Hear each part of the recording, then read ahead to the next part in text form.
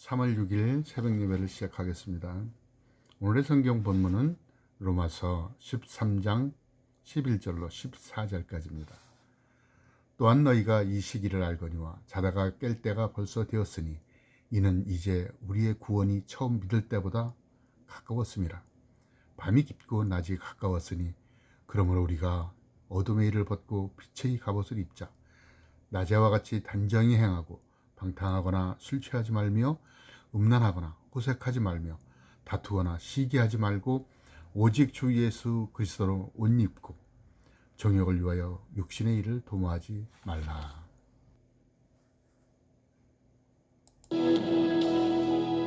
발걸음은 언제나 주를 향해 걸었으나 나의 맘과 눈길은 세상을 향하였네. 주님 위해 살겠다고 맹세한 나의 고백, 바람결에 날리려 흩어져 버렸네. 나의 주여 이 죄인 용서하소서. 이제는 뱃사랑 전하리라. 이 세상 끝날까지 불순종한 내 모습은 생각하지 않고서 괴로울 땐 세상만을 원망하며 살았네. 우리 주님 아픈 가슴 안중에도 없었으니 먼 길 떠나 가는 발길 무겁고 괴로웠네. 나의 주여 이 죄인 용서하소서. 이제는 그 사랑 전하리라. 이 생명 다하도록.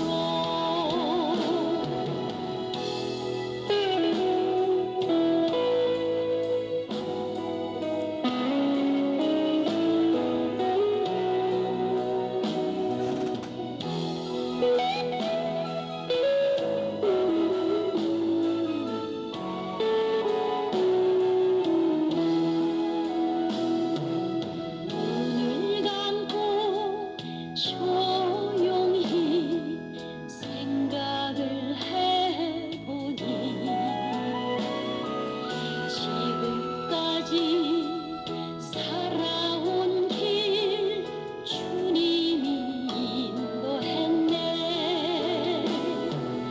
외면하지 않으시는 우리 주님 때문에 눈물로 살아온 길 웃음으로 변했네. 나의 주여 이 죄인 용서하소서. 이제는 그 사랑 전하리라. 이 세상 땅끝까지. 이 세상 땅끝까지.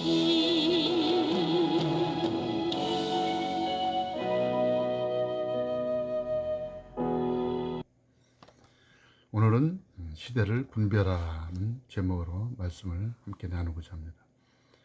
우리는 이 세상이 어떻게 돌아가고 있는지, 이 시대의 특성이 무엇인지, 이 시대를 살아가는 사람들의 사고방식과 생활방식은 어떠한지 바로 알고 있어야 합니다. 그래야 그리스도인으로서 정체성을 잃지 않고 하나님의 뜻에 순종하며 살 수 있기 때문입니다. 여기 한 예화는 여러분과 어떤 연관이 있을까요? 독수리 한 마리가 나이아가라 폭포 위에 있는 호수를 날면서 먹이를 찾고 있습니다. 그때 마침 독수리 눈에 죽은 양 한 마리가 떠내려가고 있는 것을 보고 그 순간 독수리는 쏜살같이 내려와서 양을 날카로운 발톱으로 꽉 움켜쥐고는 그 고기를 뜯어먹기 시작합니다. 그러는 동안에도 죽은 양은 계속 물살에 따라 폭포 쪽으로 흘러갑니다. 그러나 독수리는 전혀 걱정하지 않고 고기를 뜯어먹는 일에만 정신이 팔려 있습니다. 아마도 이렇게 생각했을 것입니다. 나는 날개가 있어서 날 수 있으니까 폭포에 떨어지더라도 아무 상관없어. 그런 사이에 죽은 양은 점점 흘러 나이아가라 폭포에 와서는 물줄기와 함께 빠른 속도로 떨어지게 되었습니다. 그제서야 독수리는 먹기를 중단하고 위로 솟구쳐 오르기 위하여 날개에 힘을 줍니다. 그러나 이미 독수리의 발톱이 죽은 양의 몸속에 깊이 박혀서 빠지질 않습니다. 결국 이 독수리도 양의 시체와 함께 폭포에 휩쓸려 죽고 맙니다. 우리의 모습이 이와 같지는 혹시 않는지요? 세상이 보기 좋고 먹기 좋고 놀기 좋은 것은 우리를 어디로 끌고 갑니까? 버릴 것은 못 버리고 붙잡고 있다가 독수리 신세가 되면 안 됩니다. 오늘 말씀은 시대를 분별하라는 말씀입니다. 여러분, 이 세상이 참으로 종말이 가까운 징조가 너무 많이 보이고 있습니다. 성경의 예언의 말씀을 통해 비추어 볼 때 정말로 말씀의 지말인 것은 분명한 것 같습니다. 여러분, 시대를 분별할 수 있는 눈이 열리시길 바랍니다. 그래서 오늘 본문에서 우리에게 뭐라고 말씀하고 있습니까?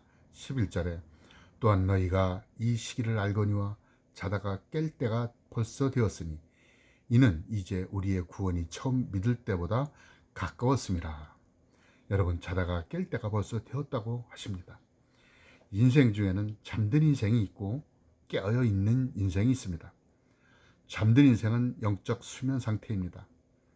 잠든 그에게는 영적 감각도 감동도 지혜도 생기도 없습니다. 삶의 진지함이나 열정도 없습니다. 진리를 향한 고뇌나 사모함도 없습니다. 생각 없는 텅 빈 영혼은 유혹에 밀려 떠내려갑니다. 어디로 가는지 그곳이 어디인지 죽은 물고기와 같습니다. 반면에 깨어있는 인생은 영적으로 깨어있는 것입니다. 그에게는 영적 감각이 살아있고 감동과 지혜와 생기가 있습니다. 삶이 진지하고 열정이 있는 것입니다. 진리를 향한 고뇌와 사모함이 있습니다. 반짝이는 의식으로 유혹을 단호히 거부합니다. 삶에 분명한 목표가 있고 삶의 진정한 의미를 부여합니다. 본문에 이 시기를 어떤 때라고 하십니까? 자다가 깰 때가 벌써 되었다고 합니다. 잠에서 깨어나라는 경고의 말씀입니다.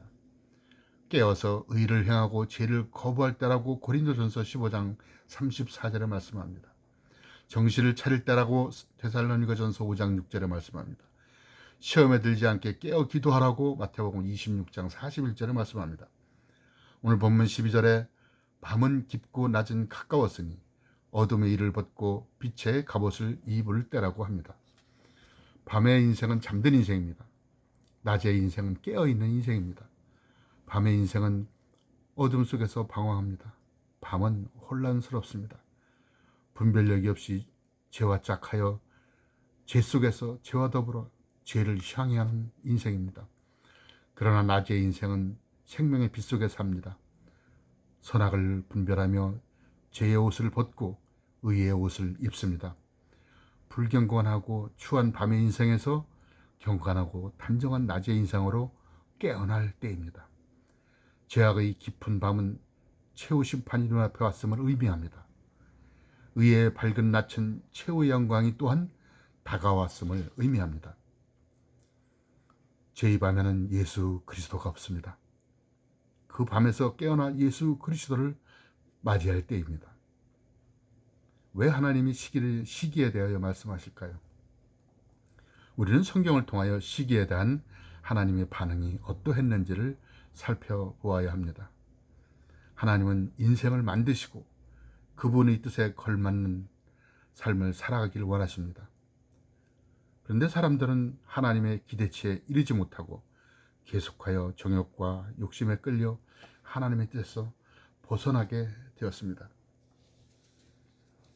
인생들이 살아가면서 하나님의 뜻대로 순종하지 않을 때 하나님이 원하셨던 의가 불의에 의하여 묻히게 되었고, 하나님은 그 의를 세우기 위해서 심판이라는 도구를 사용하십니다.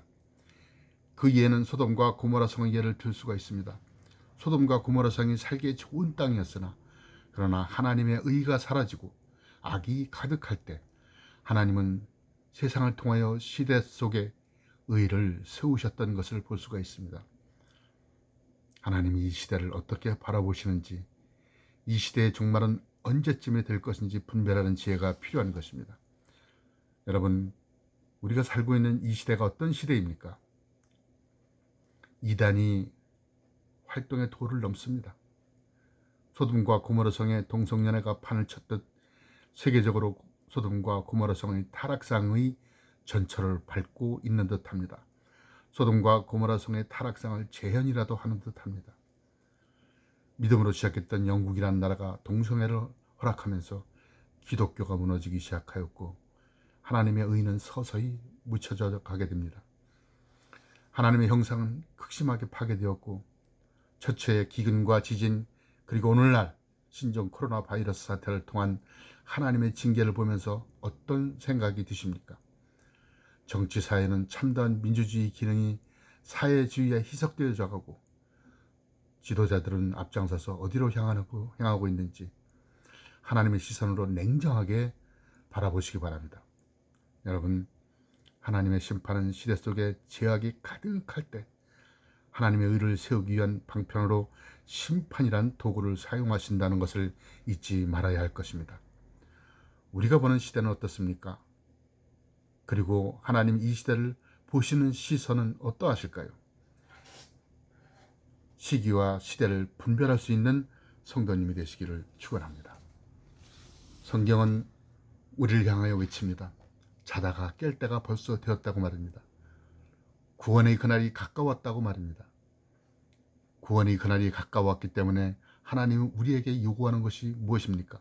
12절에 밤이 깊고 낮이 가까웠으니 그러므로 우리가 어둠의 일을 벗고 빛의 갑옷을 입자. 이제 밤의 시기는 다 지나가고 새롭게 밝을 날이 됐다고 말씀하는 것입니다. 우리가 잠자던 밤이 다 지났고 주님이 오실 그날이 다 되었음을 기억하면서 이제부터는 이 세상의 가치가 아닌 하나님의 가치로 전환하시기를 예수님의 이름으로 축원합니다. 밤의 인생에서 벗어나라고 13절에 이렇게 말씀합니다. 방탕하거나 술 취하지 말며 음란하거나 호색하지 말며 다투거나 시기하지 말라고 하십니다. 방탕은 진탕 마시고 떠드는 무절제한 삶입니다. 술 취함은 정상적인 사고와 삶을 거부하는 방탕의 또한 다른 모습입니다. 음란은 도덕성을 상실한 난잡하고 참으로 무질서한 성행입니다. 호색은 지나치게 성을 밝히고 노골적으로 성을 묘사하면서 몰두하는 것입니다. 다툼은 싸움입니다. 무절제한 감정 표출이고 분노 조절의 실패입니다. 시기는 사촌의 땅을 사면 배가 아픈 경우입니다. 이 모두가 다 어두움의 일인 것입니다. 이러한 하나님이 원치 않는 것은 과감하게 버리는 자들이 되시기를 바랍니다. 결단하시기 바랍니다. 우리의 영성을 깨트리는 것은 과감하게 정리하는 여러분들이 되시기를 축원합니다. 밤의 생활을 정리하고 어떠한 삶으로 새롭게 시작하라고 말씀하고 있습니까? 14절에 오직 주 예수 그리스도로 옷 입고 정욕을 위하여 육신의 일을 통모하지 말라고 하십니다.